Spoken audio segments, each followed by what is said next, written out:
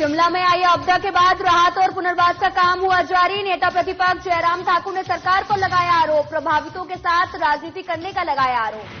पंचायती राज मंत्री अनिरुद्ध सिंह ने विपक्ष पर साधा निशाना। नेता प्रतिपक्ष जयराम ठाकुर के बयान पर किया पलटवार, कहा गलत बयानबाजी करना जनता को गुमराह करने जैसा। सोलन में सांसद सुरेश कश्यप ने की पीसी, प्रदेश की कांग्रेस सरकार पर साधा निशाना। प्रदेश सरकार को हर मोर्चे पर बताया विफल। मंडी में पहला वोट फॉर इंडिया कैंपेन हुआ लॉन्च। युवा कांग्रेस के प्रदेश मीडिया सेल के चेयरमैन डॉक्टर चंदन राणा रहे मौजूद। डॉक्टर चंदन राणा ने केंद्र सरकार पर साधा निशाना। शिमला में ज्योतिका दत्ता ने तलवारबाजी में जीता सिल्वर मेडल। मुकाबले में अब तक 30 मेडल जीतने का बनाया रिकॉर्ड। हिमाचल प्रदेश का बढ़ाया मान। नमस्कार, मैं हूं आपके साथ अंकिता पाल। बुलेटिन की शुरुआत करते हैं। हिमाचल प्रदेश में आई आपदा के बाद राहत और पुनर्वास का काम लगातार जारी है, लेकिन इसको लेकर सियासत भी थमने का नाम नहीं ले रही। आपको बता दें कि गुरुवार को एक बार फिर से नेता विपक्ष जयराम ठाकुर ने सरकार पर झूठ बोलने का आरोप लगाते हुए घोषणा के बाद अब तक आपदा प्रभावितों को राहत न देने की बात कही है। इस दौरान जयराम ठाकुर ने सरकार पर आपदा प्रभावितों के साथ में राजनीति करने का भी आरोप लगाया। वहीं जयराम ठाकुर ने प्रदेश सरकार पर हमला बोलते हुए कहा कि कांग्रेस जब से सत्ता में आई है लगातार झूठ बोल रही है। वहीं वाटर सेंस को भी लेकर केंद्र और राज्य सरकार के बीच में तनातनी देखने को मिल रही। बीते दिनों जब केंद्र की ओर से वाटर सेंस हटाने के लिए सुझाव पत्र भेजा गया, इस पर डिप्टी सीएम मुकेश अग्निहोत्री ने इसे राजनीति से प्रेरित पत्र बताया। और आपको बता दें कि जिस पर अब नेता विपक्ष जयराम ठाकुर ने जवाब देते हुए कहा कि पत्र न केवल हिमाचल को भेजा गया बल्कि हिमाचल के अलावा उत्तराखंड, जम्मू कश्मीर को भी भेजा गया है। वहीं उधर बाहरी राज्यों से आने वाले वाहनों पर लगाए गए टैक्स को लेकर भी जयराम ठाकुर ने कहा कि ये टैक्स हिमाचल प्रदेश के पर्यटन क्षेत्र को तरह से जो है वो तबाह कर देगा। एक बात आपको मान के चलना पड़ा कि हिमाचल प्रदेश एक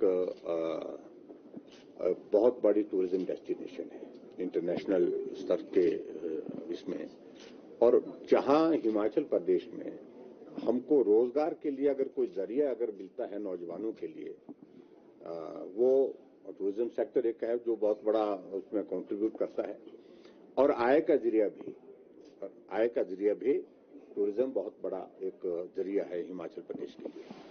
और उस सेक्टर में इस प्रकार की वो करना, जो खासतौर से जो गाड़ियों पर, बसों पर और दूसरी गाड़ियों पर जो टैक्सेस इम्पोज किए हैं, तो उसके कारण टूरिस्ट हिमाचल प्रदेश में आएगा नहीं। देखिए, हमारा उसमें बड़ा स्पष्ट कहना है कि आपदा के दौरान जो प्रभावित परिवार हैं उनके साथ राजनीति नहीं होनी चाहिए, उनकी भावनाओं के साथ खिलवाड़ नहीं होना चाहिए, क्योंकि वो बहुत बड़ी मानसिक पीड़ा के दौर में से गुजर रहे हैं। किसी का परिवार का सदस्य चला गया, किसी का घर चला गया, किसी की जमीन चले गई, किसी की पशुशाला चले गई, पशु चले गए, तो बहुत बड़ा नुकसान उनको झेलना पड़ा है इस त्रासदी के दौरान। और ऊपर से सरकार ने घोषणा की कि हम हिमाचल प्रदेश में जितने भी ऐसे लोग हैं जिनका घर चला गया है, ग्रामीण क्षेत्र में उन लोगों को हम 5,000 रुपए प्रति माह के हिसाब से किराया देंगे, और इसके अतिरिक्त जो शहरी क्षेत्र है जिन लोगों का घर चला गया है उनको 10,000 रुपए किराया देंगे। हिमाचल प्रदेश में वाटर सेस के लिए कमीशन बना दिया, लाखों रुपए प्रति महीने के उसमें जो अपॉइंटमेंट की है उस पर खर्च हो रहा है, गाड़ियां चल रही हैं, कमीशन कॉन्स्टिट्यूट करके काम अभी तक कुछ किया नहीं है, लेकिन लाखों रुपए खर्च हो रहा है। तो ऐसे में मेरा यही कहना है कि इससे कोई लाभ नहीं हो पाया है। जिन राज्यों ने किया भी है उनको भी बहुत बड़ा कोई लाभ हुआ है ऐसा नहीं है, और वैसे भी मामला लिटिगेशन की दिशा में बढ़ा हुआ है।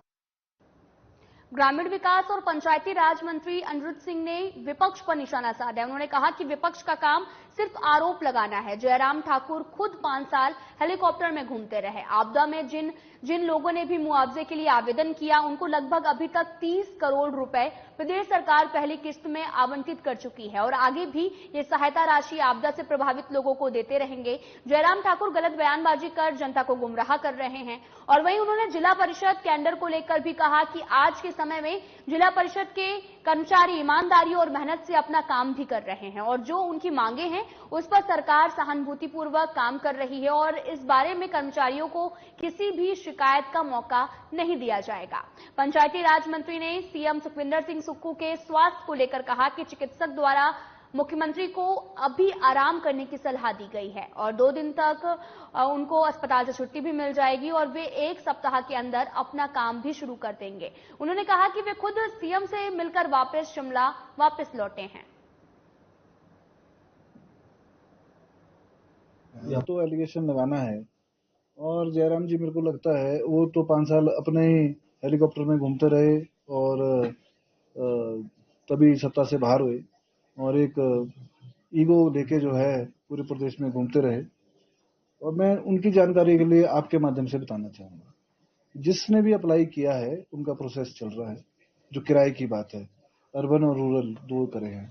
इसके अलावा जो आपदा की बात करी है कि आपदा में किसी को पैसे नहीं मिले, मैं बताना चाहूंगा जयराम जी अपने ही जिले में थोड़ी जानकारी ले लें, ना कि दिल्ली बैठ के या इधर उधर घूम फिर के जो मीडिया को गुमराह करे और लोगों को गुमराह करे। करीबन 70 करोड़ की डिमांड जो है वो मंडी जिले ने करी थी और 30 करोड़ रुपए जो जिलाधीश डीसी महोदय हैं उनके द्वारा वितरण भी हो चुका है। उसमें घरों का भी है, जो 7 लाख रुपए घोषणा पहली किस्त 3 लाख रुपए ऑलरेडी इशू हो चुकी है। 1-1 लाख रुपए जो घर डैमेज का था वो भी इशू हो चुके हैं।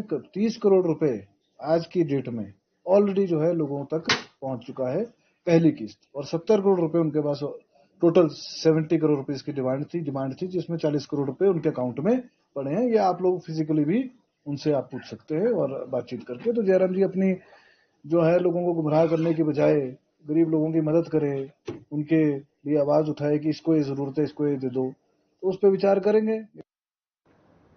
सोलन में पत्रकारों से बातचीत करते हुए सांसद सुरेश कश्यप ने प्रदेश सरकार पर जमकर निशाना साधा और शिमला संसदीय क्षेत्र के सांसद सुरेश कश्यप ने प्रदेश सरकार को हर मोर्चे पर विफल करार देते हुए कहा कि प्रदेश सरकार झूठ बोलकर सत्ता पर काबिज हुई है और साथ ही यही कारण है कि सरकार हर मोर्चे पर विफल भी साबित हो रही है। हमारे संवाददाता से बात करते हुए सांसद सुरेश कश्यप ने बताया कि कोरोना काल में लगाए गए ऑक्सीजन प्लांट आज बंद पड़े हैं। उन्होंने ये भी कहा कि स्वास्थ्य मंत्री को सोलन सहित प्रदेश के अस्पताल में ऑक्सीजन प्लांट जल्द से जल्द सुचारू रूप से चालू करवाने चाहिए ताकि मरीजों को लाभ मिल सके। वहीं सांसद ने बताया कि 108 सर्विसेज भी जो है वो हाफने लगी हैं। कांग्रेस की नाकामियों से जनता त्रस्त है और निश्चित तौर पर आगामी लोकसभा चुनाव में प्रदेश की सारी सीटें बीजेपी की झोली में होंगी।